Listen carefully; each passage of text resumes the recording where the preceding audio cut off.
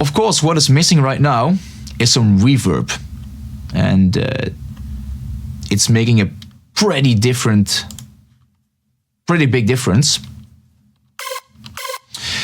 I've now just selected a preset, which I am using every time. I am using a reverb.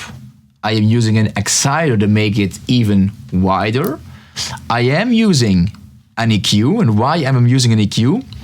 I don't want everything. I don't want these extreme high sounds of the reverb, and I'm using a peak controller.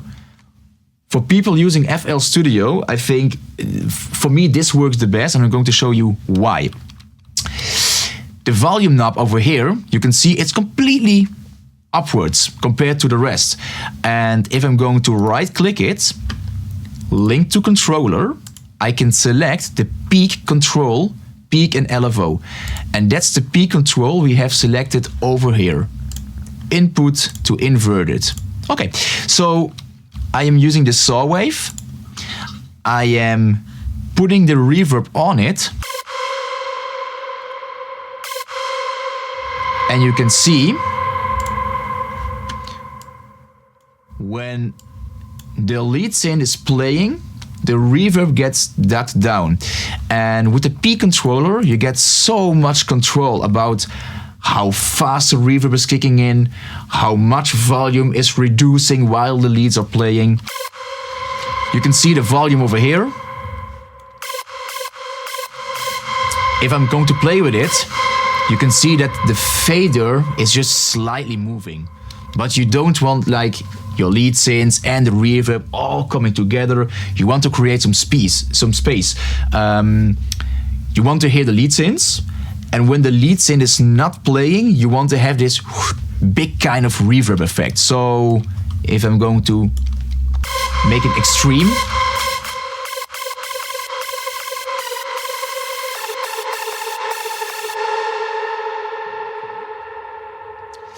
the decay,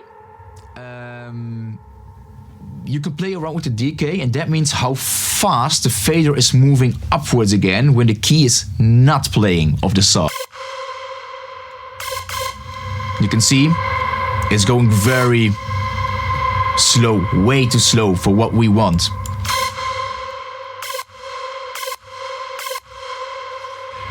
For the lead synths, it can come in pretty fast. But you can imagine if you have a mid-intro or a anti-climax, it can create some really crazy effects if the reverb is going in slowly.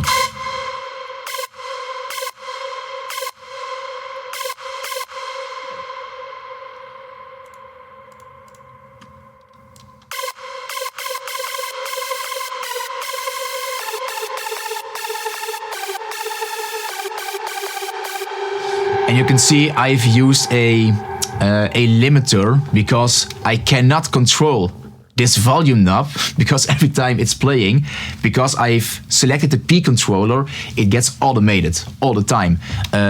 So I can play around, but you see once I start playing, it moves up again. So that's why I'm using a limiter to have control over the volume.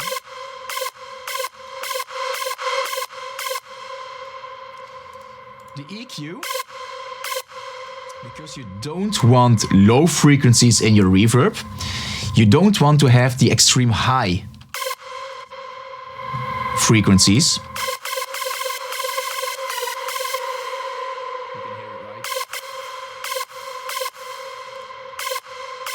It's cleaning up those harsh frequencies which you don't want in your reverb. You already have enough high frequencies when you are going to EQ your lead synths. You don't want to add more high frequencies into your mix with the reverb because it's getting too much. So that's why I'm using this. I'm using some bells over here. Because having too much of those mid reverb can get your mix pretty muddy. Having not enough, it makes it too thin. And I'm looking to the peaks. The higher it gets, it's not such a problem. It would be more problem if it has like more frequencies here in this range between, let's say, 200 and 500. That's why I'm always reducing